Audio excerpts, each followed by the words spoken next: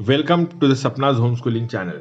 मित्रांनो, मी रवींद्र. आज मी तुम्हाला इयत्ता 6वीचा 5वा धडा दशांश अपूर्णांक याच्यामध्ये सराव संच 14 सोडून दाखवणार आहे. सराव संच 14 मध्ये दशांश अपूर्णांकांची बेरीज आणि वजाबाकी या संकल्पनेवरती आधारित प्रश्नोत्तरे आहेत. याच्या आधीच्या 4थ्या धड्यामध्ये आपण अपूर्णांकावरील क्रिया शिकलो होतो, म्हणजे अपूर्णांकांची बेरीज, वजाबाकी, गुणाकार, भागाकार. पण आता हा जो सराव संच आहे ना, हा दशांश अपूर्णांकांवरती आधारित आहे. आता दशांश अपूर्णांक म्हणजे काय आणि दशांश अपूर्णांकांची बेरीज वजाबाकी करताना काय आपण काळजी घ्यायची, हे जर आपण थोडक्यात समजून घेऊया. इथे पहा, जाणून घेऊयात आपण. रुपये, पैसे, मीटर, सेंटीमीटर ही एकके असलेली उदाहरणे सोडवताना आपण 2 दशांश स्थळांपर्यंतचे अपूर्णांक वापरले आहेत. Kilogram, gram, kilometre, metre, litre, millilitre ही एकके असणारी उदाहरणे सोडवताना 3 दशांश स्थळांपर्यंतचे अपूर्णांक वापरावे लागतात. कारण तुम्हाला माहितीये का, 1000 ग्रॅम बरोबर 1 किलोग्रॅम. त्यामुळे जेव्हा 1 किलोग्रॅमचा अर्धा हिस्सा आपल्याला बोलावा लागतो, तेव्हा त्याला 500 ग्रॅम आपण म्हणतो. म्हणजे 3 दशांश स्थळं येतात त्याच्यामध्ये. रुपयामध्ये पैशाचं कन्व्हर्जन करताना नॉर्मली 2च दशांश स्थळं यायची. आता इथे बघा, रश्मीने भाजी खरेदी केली. त्यामध्ये पाऊण किलोग्रॅम बटाटे, 1 किलोग्रॅम कांदे, अर्धा किलोग्रॅम कोबी आणि पाव किलोग्रॅम टोमॅटो होते. तर तिच्या पिशवीतील भाज्यांचे एकूण वजन किती? आता आपल्याला एवढं माहिती आहे की 1 किलोग्रॅम म्हणजे 1000 ग्रॅम, म्हणजे अर्धा किलोग्रॅम म्हणजे 500 ग्रॅम होणार की नाही? 1000चे निम्मे. पाऊण किलोग्रॅम म्हणजे 750 ग्रॅम होणार आणि पाव किलोग्रॅम म्हणजे 250 ग्रॅम होणार. आता भाज्यांचे एकूण वजन काढण्यासाठी ग्रॅमचे व किलोग्रॅमचे एकक वापरून बेरीज करून पाहू. आता बघा, 750 ग्रॅमचे बटाटे अधिक 1000 ग्रॅम कांदे अधिक 500 ग्रॅम कोबी आणि अधिक 250 ग्रॅम टोमॅटो हे होतात एकूण 2500 ग्रॅम. आणि इथे बघा, आपण किलोग्रॅम मध्ये कन्व्हर्जन केलं, तेव्हा किलोग्रॅम मध्ये आपण त्याला बदलतो, तेव्हा बटाटे किती होतात? 0.75, कांदे होतात 1.00 आणि कोबी होतो 0.500 आणि टोमॅटो होतात 0.250 आणि याचं एकूण वजन येतं 2.500 किलोग्रॅम. अपूर्णांकांची बेरीज व दशांश अपूर्णांकांची बेरीज यातील सारखेपणा लक्षात घ्या. भाज्यांचे एकूण वजन 2500 ग्रॅम म्हणजेच 2500 छेद 1000 किलोग्रॅम म्हणजेच 2.500 किलोग्रॅम आहे. आता 2.500 म्हणजेच 2.50 आणि म्हणजेच 2.5 हे आपल्याला माहित आहे. रश्मीच्या पिशवीतील भाजीचे वजन 2.5 किलोग्रॅम आहे. हे एवढं जर आपल्या लक्षात आलं असेल तर आपण आता आपल्या सराव संच सोडवायला घेऊ. सराव संच सोडवताना आपण आपली बाकीची संकल्पना आपण व्यवस्थित समजून जाऊ. सराव संच 14 मधील पहिला प्रश्न काय आहे बघा, इथे एक संख्या दिली आहे 378.025. या संख्येतील प्रत्येक अंकाची स्थानिक किंमत सारणीत लिहा. आता इथे बघा, ही सारणी पण मांडून दिलेली आहे यांनी. शतक, दशक, एकक. आता शतक म्हणजे किती? 100 स्थान. दशक म्हणजे 10. एकक म्हणजे 1. दशांश म्हणजे 1/10 असतात. शतांश म्हणजे 1/100 आणि सहस्त्रांश म्हणजे 1/1000. हे लक्षात ठेवा. आपल्याला इकडे माहितीये एकक, दशक, शतक, हजार, दशहजार, लक्ष, दशलक्ष हे आपल्याला माहिती आहे.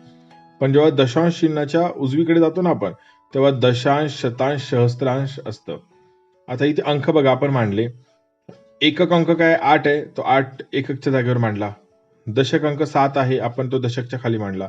शतक अंक 3 आहे, तो आपण शतकच्या खाली मांडला. दशांशच्या खाली कोणता अंक? 0 आहे, कारण दशांश चिन्हाच्या उजवीकडचा अंक दशांश असतो, तो 0 आहे. त्याच्यानंतर पुढे अंक कोणता? 2 आहे, तो शतांश आहे, 2 शतांश लिहिले आपण. आणि 5 आहे ना, तो 5 सहस्त्रांश आहे, तो आपण सहस्त्रांशाच्या खाली 5 लिहिला. आता आपल्याला यांची स्थानिक किंमत सांगायची. शतकची स्थानिक किंमत काय असते बघा, 100 गुणिले 3 बरोबर 300. आता दशकची स्थानिक किंमत काय असते बघा, 7 गुणिले 10 बरोबर 70.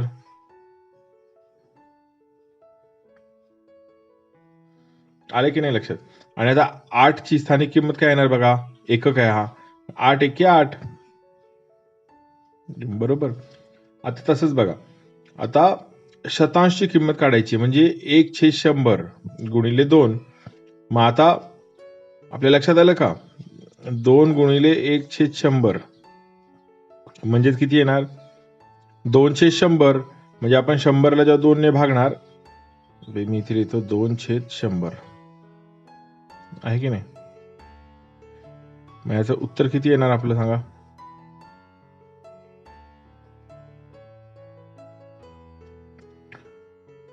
.02 0.02. आणि इथे बघा बघा सहस्त्रांच्या स्थानावरती 5 आहे, म्हणजेच 5/1000. म्हणजे याचं उत्तर काय येतं 0.005. आलं लक्षात. आता आपण आपला दुसरा प्रश्न सोडवायला घेऊ. दुसरा प्रश्न काय बघा, इथे हे दशांश अपूर्णांक आहेत आणि यांची बेरीज करायची आपल्याला. मी हे गणित वहीमध्ये सोडवतो. आपला पहिला अंक काय आहे बघा 905.5 आहे आणि दुसरा अंक काय आहे तर 27.197. आपल्याला एकच लक्ष द्यायचे की जेव्हा दशांश चिन्हाचे अपूर्णांक असतात ना, ते लिहिताना आपल्याला दशांश चिन्हाखाली दशांश चिन्ह येऊ द्यायचं, एकक खाली एकक, दशक खाली दशक. आता या दुसऱ्या संख्येत शतकस्थानी काहीच नाहीये, त्यामुळे शतकस्थान आपण रिकामं सोडलेलं आहे. हे लक्षात ठेवा. जर तुम्ही हे 27 जर हे स्थानं चुकवली असती, म्हणजे हा 2 जर आपण शतकच्या खाली लिहिला असता तर हे गणित बरोबर येणार नाही. काही केलं तुमचं उत्तर बरोबर येणार नाही. म्हणून इथे एक लक्षात द्यायचं की दशांश चिन्हाच्या खाली दशांश चिन्ह मांडायचं आणि मग ही संख्या लिहायची, म्हणजे आपली काहीच चूक होत नाही. आता बघा 7, इथे वरती काहीच संख्या नाही ना, मग 7 अधिक 0 बरोबर 7, 9 अधिक 0 बरोबर 9. आता 5 अधिक 1 बरोबर 6. आता दशांश चिन्हाखाली दशांश चिन्ह मांडले की नाही. आता बघा 7 5 किती होतात 12, 2 हातचा आला 1, हातचा आपण आता मनात धरतो की नाही, हातचा मनात धरू आपण. मग 2 आणि 1 किती होतात 3, आणि हे 9 इथे काहीच नाहीये ना, म्हणजे 0 आहे की नाही. मग 9 अधिक 0 बरोबर 9. आपलं उत्तर आहे 932.697 बरोबर. आपण दुसरं गणित सोडवू.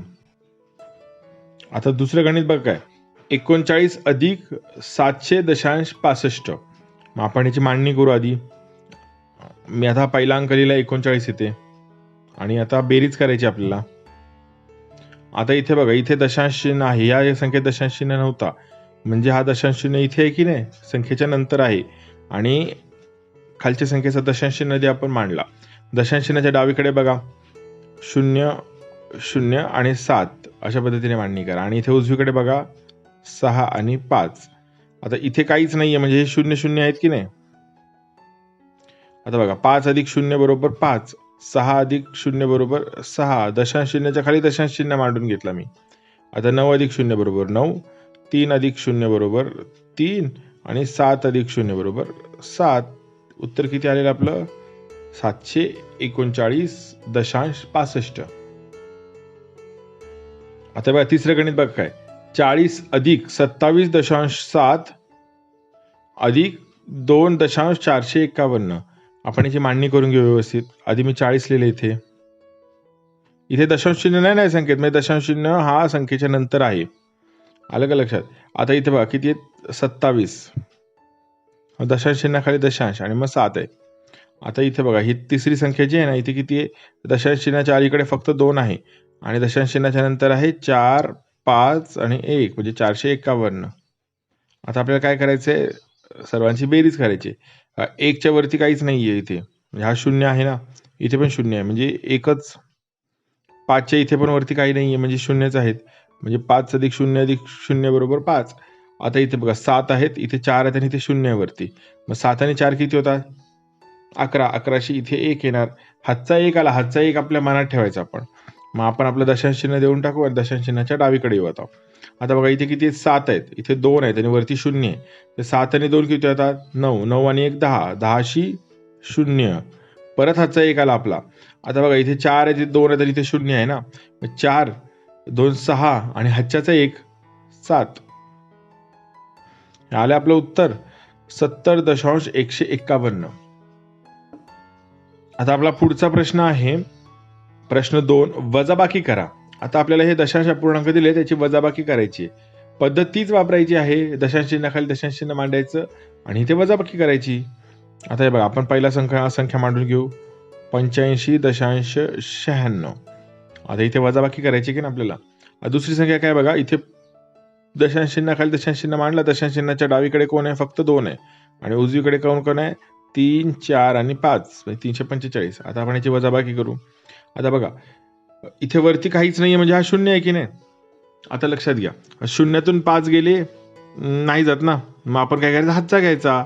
या 6तून आपण ह्या 6चे केले 5, हातचा घेतला 1 म्हणजे हे झाले 10. म्हणजे 10तून 5 गेले किती उरतात, 5. आता बघा 5तून 4 गेले किती उरतात, 1. 9तून 3 गेले किती उरतात, 6. आणि ते दशांश चिन्हाखाली आपल्या दशांश चिन्ह देऊन घेतलं व्यवस्थित. मग बघा 5तून 2 गेले किती उरतात, 3. इथे शून्य आहेत ना, काहीच नाही म्हणजे इथे शून्य आहे की नाही. म्हणजे 8तून 0 गेले किती उरतात, 8. आपलं उत्तर आहे 83.615 म्हणजे 83.615. बरोबर. दुसरं गणित सोडू आपण. आता बघा आपलं दुसरं गणित काय आहे, 632.24 वजा 97.45. आपण मांडून घेऊ गणित हे. बघा 632.24 खाली वजाचं चिन्ह दिलं. आता बघा पूर्णांक चिन्हाखाली पूर्णांक म्हणजे दशांशच्या खाली दशांश चिन्ह मांडलं. आता इथे बघा एकक स्थानी कोण आहे, 7 आहे दुसऱ्या संख्येत, आणि दशक स्थानी कोण आहे, 9 आहे. आता इथे बघा दशांश स्थानी कोण आहे, 4 आहे, आणि शतांश स्थानी कोण आहे तर 5 आहे. म्हणजे मांडणी केली व्यवस्थित आपण. आता बघा 4तून 5 जात नाहीत, मग आपण काय करूया, 2तून 1 हातचा घेऊ. इथे 1 झाले आणि इथे किती झाले याचे 14. आता 14तून 5 जातील का, जातील. किती होतात 14तून 5 गेल्यावरती, 9. आणि 1तून 4 जात नाही, मग आपण ह्या 2 कडून हातचा घेऊ. ह्याचे होणार 1 आणि ह्याचे होणार 11. 11तून 4 गेल्यावरती किती उरतात बघा, 7. मग आपण आपल्या दशांश चिन्हाखाली दशांश चिन्ह मांडू. आता बघा 1तून 7 जात नाही, मग हातचा घ्यायचा परत आपण. या 3 कडून आपण हातचा घेतला, याची झाली 2 आणि ह्याची झाली 11. आता 11तून 7 जातात का, नक्की जातात. 4 उरले की नाही आपले. आणि बघा आता 2तून 9 जात नाहीत, मग ह्या 6तून हातचा घ्यायचा आपण. 6चे झाले 5 आणि 2चे झाले 12. मग आता 12तून 9 गेले की नाही, जातात. 3 उरले आणि इथे हे 5तून 0 वजा केले आपण म्हणजे हे 5 उरले. म्हणजे आपलं उत्तर आहे 534.79. आलं लक्षात. आता आपलं वजाबाकीचे तिसरे गणित काय बघा, 200.005 वजा 17.186. आपण हे गणित मांडून घेऊ. आधी दशांश चिन्ह मांडलं व्यवस्थित. एककच्या स्थानी एकक, एककच्या दशकच्या स्थानी दशक आणि शतकच्या स्थानी 2. आणि दशांशच्या उजवीकडे बघा 005. आता इथे दशांश चिन्ह आधी मांडून घेतलं, त्याच्या उजवीकडे काय काय बघा 186 आणि डावीकडे आहे 17. बरोबर. ह्यांची वजाबाकी करायची आपल्याला. आता बघा 5तून 6 जातात का, नाही जात. मग आपण काय करणार, आपण हातचा घेणार. हातचा कोणाकडून घेणार, डाव्या संख्येकडनं. कोण आहे इथे, 0 आहे, नाही घेत आहेत हातचा. मग अलीकडे 0, इथे 0 0. आपल्याला सरळ सरळ हातचा आपल्याला 2 कडून घ्यायचंय. आलं लक्षात. मग 2 कडून मी हातचा घेतो तर 2चे होतात 1. मग याचे किती होणार, 10. पण हा हातचा आपण परत पुढच्या संख्येला देणार की नाही. मग 10चे किती होणार, याचे 9 होणार. आलं का लक्षात. याचे होणार 10, पण हा पण हातचा देणार आपण इकडे, म्हणजे ह्याचे पण 9 होणार. मग ह्याचे होणार 10. मग या शून्याचे पण 10 करून फायदा नाही, कारण परत हातचा द्यायचा. म्हणजे ह्याचे पण होणार 9. हातचा आपण इकडे देतोय ना. मग याचे होणार 10, पण 10चे परत होणार 9 आणि ह्या 5चे होणार 15. आलं लक्षात. आता 15तून 6 गेले किती उरतात, 9. आता 9तून 8 गेले 1 उरणार की नाही. इथे पण 9 आहेत. 9तून 1 गेले किती उरणार, 8. दशांश चिन्हाखाली दशांश चिन्ह दिलं आपण. आता 9तून 7 गेले किती उरतात, 2. आणि 9तून 1 गेले 8 आणि 1तून 0 गेले उरणार किती, 1. आपलं उत्तर आहे 182.819. आलं लक्षात. आता आपला चौथा प्रश्न बघा काय. अविनाशने 42 किलोमीटर 365 मीटर प्रवास बसने, 12 किलोमीटर 460 मीटर प्रवास मोटारने आणि 640 मीटर प्रवास पायी केला. तर त्याने एकूण किती किलोमीटर प्रवास केला. उत्तर दशांश अपूर्णांकात लिहा. कळलं का. म्हणजे आपण आता हे गणित सोडूया. आपल्याला प्रश्न 4 मध्ये मिळालेली माहिती बघा काय, की अविनाशने 42 किलोमीटर 365 मीटर बसने प्रवास केलाय, 12 किलोमीटर 460 मीटर मोटरने केलाय आणि 640 मीटर पायी केलंय. आपल्याला उत्तर दशांश अपूर्णांकात काढायचं आहे आणि ह्या सगळ्यांची आपल्याला बेरीज केली तर आपल्याला एकूण त्याचा प्रवास कळेल. मग आपल्याला काय करावं लागेल, ह्याला किलोमीटरमध्ये कन्वर्ट करावं लागेल. म्हणजे हे जे 640 मीटर आहेत ना, ह्याचे किती किलोमीटर होणार? 365 मीटर आहे, त्याचे किती किलोमीटर होणार हे बघूया. आता आपल्याला माहिती आहे की जर आपल्याला मीटरला किलोमीटरमध्ये बदलायचं असेल तर आपल्याला 1000ने भागावं लागतं. म्हणजेच बघा 640 भागिले 1000 बरोबर किती होणार? 0.640 किलोमीटर. आलं लक्षात? तसंच हे वरचे पण किलोमीटरमध्ये बदलणार तेव्हा ते किती होणार? बघा इथे आपल्याला माहिती आहे की 42 किलोमीटर हे आधीच आपल्याला मिळालेले आहेत आणि 365 मीटरला जर आपण 1000ने भागलं तर किती येणार? 0.365 किलोमीटर. बरोबर. म्हणजेच या दोघांची बेरीज किती होते? 42 किलोमीटर आणि 0.365. बघा 42 अधिक 0.365 किती होणार? 563. आलं का लक्षात? म्हणजेच जो प्रवास त्याने बसने केलाय की नाही तो किती आहे? 42.365 किलोमीटर. 42.365 किलोमीटर. त्याचप्रमाणे त्याने मोटारने केलेला प्रवास किती होणार? 12.460 किलोमीटर. जेव्हा हे मीटरला आपण किलोमीटरमध्ये बदलणार त्यावेळी त्याला 1000ने भागणार आपण. हे बघा 12 किलोमीटर अधिक 460 भागिले 1000 बरोबर 0.460 किलोमीटर. आता बघा हे जे 12 किलोमीटर आहेत आणि हे 460 किलोमीटर आहेत. 460 हे किती होतात? 12.460 किलोमीटर. ओके, इथपर्यंत आलं लक्षात? आपण आता 0.640 किलोमीटर, 42.365 किलोमीटर आणि 12.460 किलोमीटर यांची बेरीज करू. 42.365 अधिक 12.460 अधिक 0.640. आता ही बेरीज किती होते बघा? 5 5, 6 6 12, 13 14 15 16, 16 6 चाला 1, 6 4 10 आणि 4 14, 14 4 चाला 1, दशांश चिन्हाखाली दशांश चिन्ह देऊन घेतला. 2 2 4 आणि हातच्याचा 1 5 आणि 4 आणि 1 5 किती होतात बघा? 55.465 किलोमीटर. अविनाशने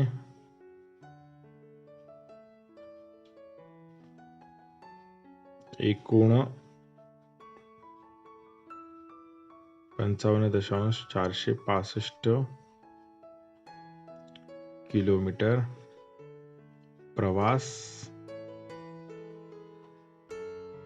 केला.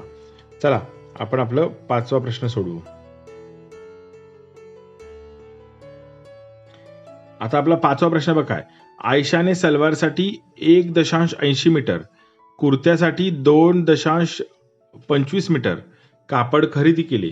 कापडाचा दर जर 120 रुपये प्रति मीटर असेल तर तिला दुकानदारास कापडासाठी किती रुपये द्यावे लागतील? आलं का लक्षात? इथे आपल्याला दोन गोष्टी आहेत. आपल्याला आधी जे सलवारसाठी कापड तिने घेतलेलं आहे आणि कुर्त्यासाठी घेतलेलं आहे कापड, या दोघांची बेरीज करावी लागेल आणि मग ही जी बेरीज येईल ना त्याला आपल्याला 120ने गुणावं लागेल. म्हणजे उत्तर मिळेल तो आपल्याला कापडासाठी लागणारा म्हणजे जो दर आहे त्याच्याशी गुणल्यानंतर आपल्याला कापडासाठी किती रुपये लागतील ते समजेल. चला आपण सुरू करू. आपल्याला प्रश्न 5 मध्ये काय काय माहिती मिळते, तर सलवारसाठी तिला 1.80 मीटर कापड लागलं आणि कुर्त्यासाठी 2.25 मीटर कापड लागलं. आधी आपल्याला एकूण कापड किती लागलं हे समजून घेण्यासाठी आपण या दोघांची बेरीज करू. म्हणजे किती होतात बघा, हे 1.80 आणि 2.25 हे दोन्ही मीटरमध्ये आहेत की नाही. आपण यांची बेरीज करू. उत्तर किती येतं, 5 अधिक 0 5, 8 अधिक 2 10 0, हातचा आला 1, मग 2 आणि 1 3 आणि हातच्याचा 1 4. किती लागलं, 4.05 मीटर कापड लागले.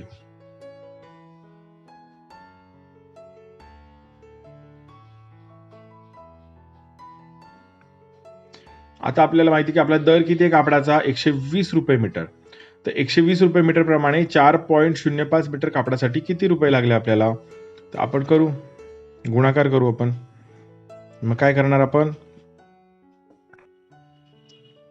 हे 4.5 आहेत ना, त्याला आपण गुणायचं आहे आपल्या दराने. म्हणजे तो किती आपला 120, तर गुणाकार करायचा, 3 अंकी संख्येचा गुणाकार आहे हा. आता बघा, 0 गुणिले 5 0 0 0 0 0 0 0. आता आपण जेव्हा हा 2 आहे ना, हा दशक स्थानी आहे की नाही. आता हा गुणाकार चालू करताना आधी इथे आपण एक फुल्ली देऊन ठेवू आणि मग दशक स्थानापासून सुरुवात करायची. मग बे पंचे 10 0, हातचा आला 1, मग बे 0 0 आणि 1, तो 1 इथे मांडून घेऊ, 1 अधिक 0 1च, मग बे चोक 8. आता बघा, आता 1 आहे ना, 1 शतक स्थानी, मग आपण आधी 2 फुल्या मांडून घेऊ आणि शतक स्थानापासून सुरुवात करू. 1 5 5, 1 0 0 आणि 1 चौक 4. आता बघा, इथे 0 0 0 यांची बेरीज 0 होणार, यांची बेरीज पण 0 होणार. आता ह्याची काय होणार, 5 आणि 1 6, 8 आणि 0 8च आणि 4 आणि 0 0 वरती म्हणून 4. आता इथे बघा, आपण हा गुणाकार करताना आपल्याकडे किती दशांश चिन्ह होते, तर 2च होते. जितके दशांश, आता इथे पण दशांश चिन्ह असतं ना आपल्याला, तर आपल्याला याचं जितके दशांश चिन्ह आले तितके मोजून इथे ऍड करावे लागतात. इथे 2 आहेत की नाही, म्हणून आपण 2 दशांश चिन्हानंतर इथे दशांश देऊन टाकायचा. ओके, 2 संख्यानंतर दशांश द्यायचा. म्हणजे आपल्याला किती कळलं, हे 486 रुपये.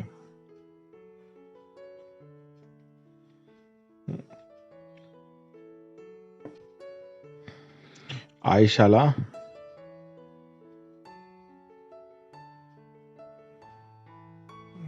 486 रुपये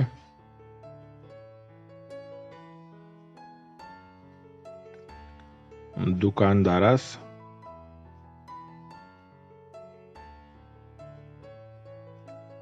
द्यावे लागतील. चला आपण आपलं 6वं गणित सोडवू. आता 6वं गणित बघा काय, सुजाताने बाजारातून 4.25 किलोग्रॅम वजनाचे कलिंगड आणले. त्यातील 1 किलोग्रॅम 750 ग्रॅम कलिंगड शेजारच्या मुलांना दिले, तर तिच्याकडे किती किलोग्रॅम कलिंगड शिल्लक राहिले. आता आपल्याला प्रश्न 6 मध्ये माहिती काय मिळते बघा, बाजारातून सुजाताने 4.25 किलोग्रॅम कलिंगड आणलेले आहे आणि त्यातलं तिने किती कलिंगड दिलेले आहे मुलांना, शेजारच्या मुलांना, तर 1 किलोग्रॅम 750 ग्रॅम.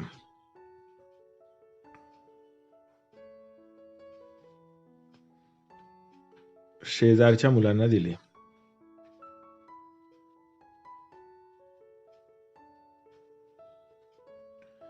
मग तिच्याकडे किती उरलं, जर तिच्याकडे किती उरलं आपल्याला जर शोधायचं असेल ना, तर साधारण आहे की आपल्याला हे वजाबाकी करावी लागणार ना. तिने जितके आणलेलं कलिंगड आहे त्याच्यातून आपल्याला तिने शेजारी दिलेलं कलिंगड वजा करावं लागेल. पण आपल्या इथे लक्षात येतं की ही पहिली जी संख्या आहे ना, ही किलोग्रॅम मध्ये, आणि दुसरी संख्या कशी आहे, तर 1 किलोग्रॅम 750 ग्रॅम. हा इथे दशांश चिन्ह नाही, चुकून झालेलं आहे, हे 750 ग्रॅम आहेत. तर आपल्याला हे आधी दोन्ही पण एका एककात आपल्याला बदलावे लागतील, म्हणजे दोन्ही पण आपण किलोग्रॅम मध्ये बदलून घेऊ. आता मला सांग, 1 किलोग्रॅम 750 ग्रॅम म्हणजे किती होतात, तर हे होतात 1.750 किलोग्रॅम. आलं लक्षात. जर आपण 750 ग्रॅमला 1000 ने भागलं तर आपल्याला 0.750 मिळतात, म्हणजे 1 किलोग्रॅम आणि दशांशच्या नंतर 750. ओके, मग आपण आता काय करणार, आपले 4.25 चे किलोग्रॅम आहेत ना, त्याच्यातून हे 1.750 किलोग्रॅम वजा करायचे. आपण मांडणी करून घेऊ याची. 4.25 वजा बाकी 1.750. आता हे सगळं किलोग्रॅम मध्ये, आपण ग्रॅमला किलोग्रॅम मध्ये बदलून घेतलं. उत्तर पण आपलं किलोग्रॅम मध्येच येणार की नाही. माझा बघा इथे काहीच नाहीये म्हणजे शून्य आहे की नाही, म्हणजे शून्यातून शून्य गेला 0. आणि आता इथे बघा 5 5 गेले, हे पण 0. आणि 2 7 जात नाहीत, मग आपण या 4 एक हातचा घेऊ, याचे 3 झाले, याचे 12 झाले. मग 12 7 गेले किती उरतात 5, आणि 3 1 गेले किती उरतात 2. म्हणजे सुजाताकडे किती कलिंगड उरलेलं आपलं, तर 2.500 किलोग्रॅम, म्हणजे 2.5 किलोग्रॅम कलिंगड तिच्याकडे उरलेलं आहे. मग आयशाकडे सुजाताकडे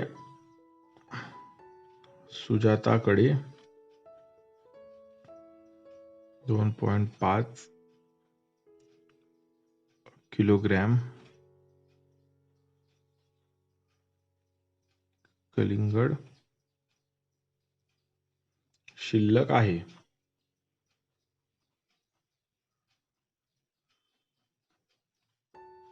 आता हे 2.5 किलोग्रॅम म्हणजेच 2 किलोग्रॅम 500 ग्रॅम.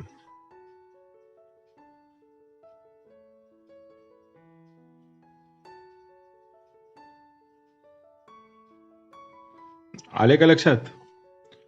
चला आपण आपला प्रश्न 7वा सोडवू. अनिता कारने ताशी 85.6 किलोमीटर वेगाने प्रवास करत होती. रस्त्यावर कारची वेग मर्यादा ताशी 55 किलोमीटर अशी होती.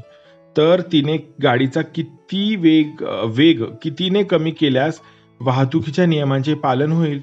आता इथे आपल्या लक्षात आलं की नाही, तिचा वेग आहे हा 85.6 किलोमीटर, आणि तिला कितीचा वेग करायचा आहे, तर 55चा वेग करायचा आहे. तर जर आपण 85.6 मधून 55 वजा केले तर आपल्याला तिला आवश्यक तो वेग मिळेल की नाही. इथे जो 85.6 आहे ना, हा किलोमीटरचाच प्रवास आहे, किलोमीटरचाच वेग आहे, आणि हा 55 हा पण किलोमीटरचाच वेग आहे. त्यामुळे इथे एकक बदलायचं नाही आपल्याला ह्याची सरळ सरळ वजाबाकी करायची आहे. आणि त्याच्या प्रवासाचा वेग काय आहे बघा, 85.6 किलोमीटरचा वेग आहे, आणि तिला करायचा किती आहे, कितीचा रस्त्यावरचा नियम आहे, तर 55 किलोमीटरचा, म्हणजे दशांशच्या नंतर 0. आलं लक्षात? मग आपण याची वजाबाकी करू. बघा 6तून 0 गेले 6, दशांश नखाल दशांश दिला, 5तून 5 गेले 0, आणि 8तून 5 गेले 30. जर तिने 30 ने वेग कमी केला ना, तर जर अनिताने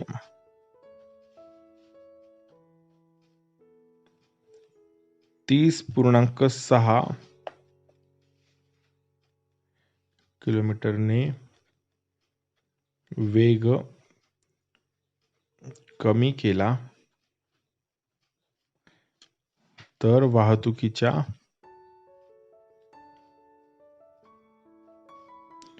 नियमांचे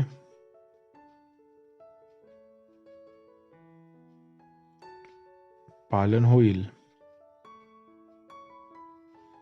आले का लक्षात? जर तुम्हाला हा सराव संचचा व्हिडिओ जर आवडला असेल तर नक्की या व्हिडिओला लाईक करा.